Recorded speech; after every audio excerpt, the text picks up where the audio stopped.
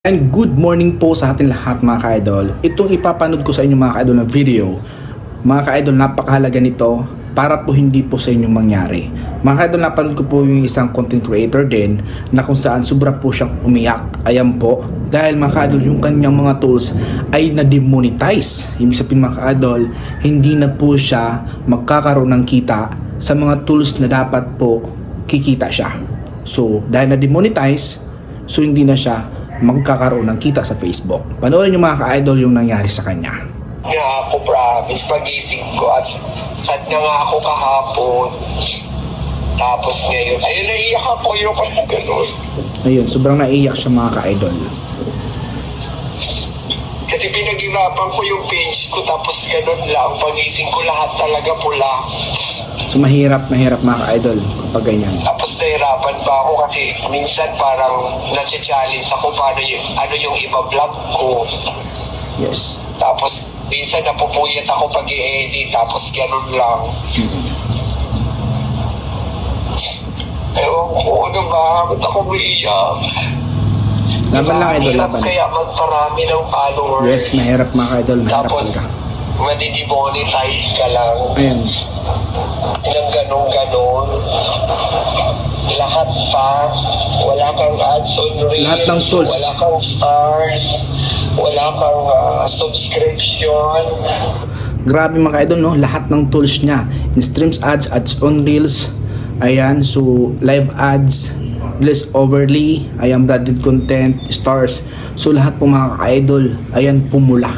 Ibig sabihin mga ka-idol, meron po siyang nagawang violation against po ito sa community guidelines. Kasi pag content, policy issue lang siya. Pag dinilit mo yung content, so magiging okay na siya. So panoorin natin mga ka-idol ulit. Wala kang diba, is by bullying. Kaya Yun. So, ibig sabihin mga ka-idol, yung kanyang naging violation is against po sa ating standards, community standard. Ibig sabihin mga ka-idol, hindi niya nasunod yung standards po dito sa ating Facebook. Kaya mga ka-idol, basahin niyo po ang community guidelines para po malaman nyo kung ano ba yung mga bawal at pwede. Mga ka-idol, sa kanyang pagsasalita na hindi pwede, so ito po ay sensitive words. So mga ka-idol, talagang mabigat pong violation yan pagdating po sa ating guidelines na hindi nyo po yun masunod. So grabe yung nangyari po sa kanya. Kapag content, medyo okay pa. Kasi i-delete mo lang yung content, nagkaroon ka ng policy issue, copyright.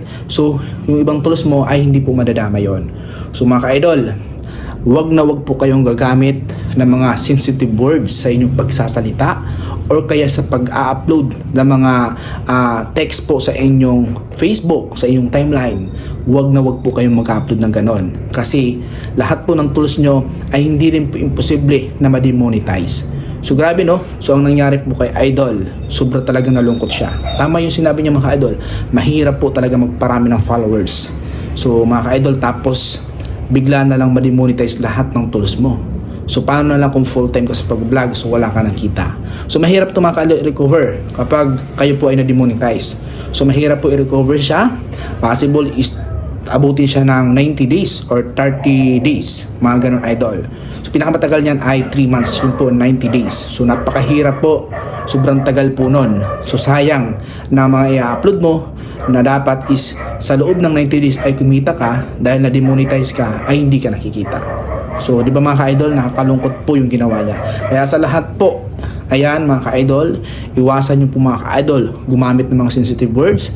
Basahin niyo po ang community guidelines, partner monetization policies, content monetization policies. Basahin niyo po yung mga idol na sa ganon, maiwasan niyo po na magkaroon ng violation dito sa Facebook. Ingatan niyo po ang inyong mga Facebook account. Ganon din po ang inyo pang iba pang platform. Okay? So, yun lamang po mga ka-idol. Maraming salamat po sa inyo lahat.